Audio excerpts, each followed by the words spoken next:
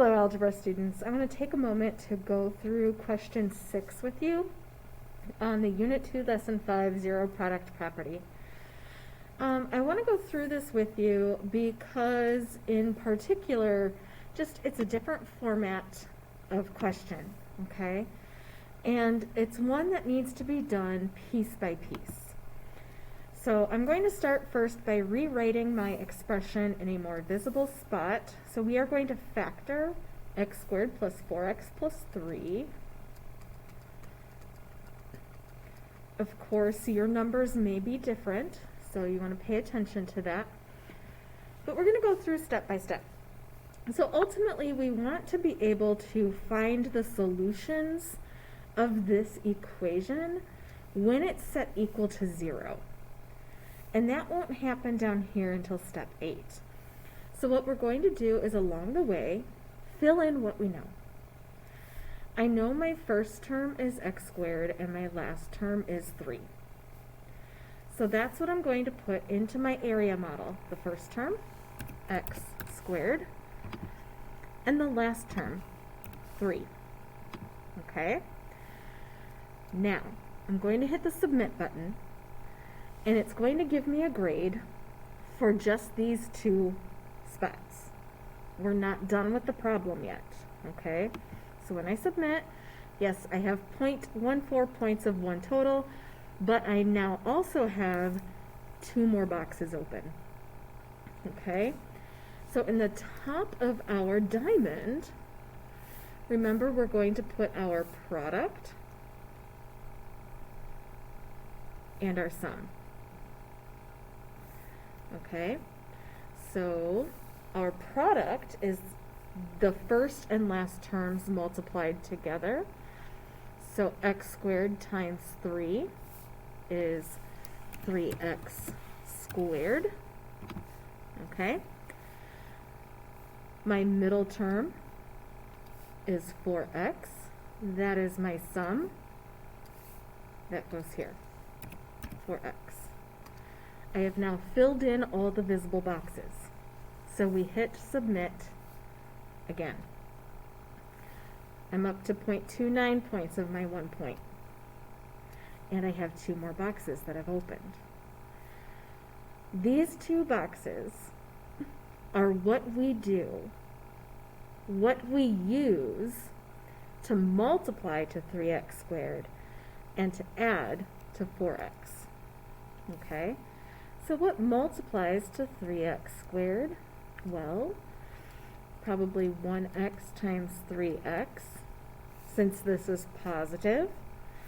If it were negative, I could do negative 1x times negative or positive 3x, whatever our signs are. But since we're multiplying to a positive product, my factors are both positive or both negative. And our sum is positive 4x, so 1x plus 3x equals 4x, negative 1x plus negative 3x, and yes, I'm doing extra work here, but just to show you that it does matter that we use the one that adds to the positive 4x. So we want that 1x and 3x. Now they are interchangeable here. Okay, so I'm going to put my 1x and my 3x. If you put x instead of 1x, that's totally acceptable. Okay, but then I'm going to come down and submit. I'm now up to 0.43 points of my 1 point. And I have 2 more boxes. These pieces, the 1x and the 3x, go in my area model. They should be interchangeable. Again, I have filled in all my pieces. So I submit. I'm up to 0.57 of 1, and I have more boxes. So now let's take and look for our greatest common factor. We have x squared and 3x. What do they share?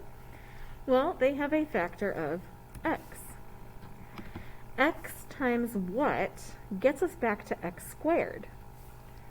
X times x. X times 3 is our 3x. this spot. What number do I multiply to the x to get 1x? Well, 1, right? And then I double check this bottom corner. 1 times 3 is 3. Now sometimes in class, just for a reminder, you can put a positive sign since these are positive values. And that reminds us that our factored form, okay, let's see if it'll count it right if I have those positives there. It does, yay, and I am up to 0.86, so we're getting closer. So now we're going to write the factored form. Our dimensions, x plus 1 and x plus 3. X plus 1, x plus 3, both of them in parentheses. Again, I'm going to submit up to 0.93. We're almost done. The last step. If I take that factored form and set it equal to 0, what do my values of x need to be to make this happen? So again, I'm breaking this into two smaller equations. This is my a, this is my b, and a times b equals 0 tells me that a equals 0 or b equals 0 or both equals 0. Okay? And then we solve. Subtract 1. Now, you may have picked up on the pattern that all we do is change our sign. So you can show your work here or not. These are quick one-step equations where we have some flexibility. Now we have two answers.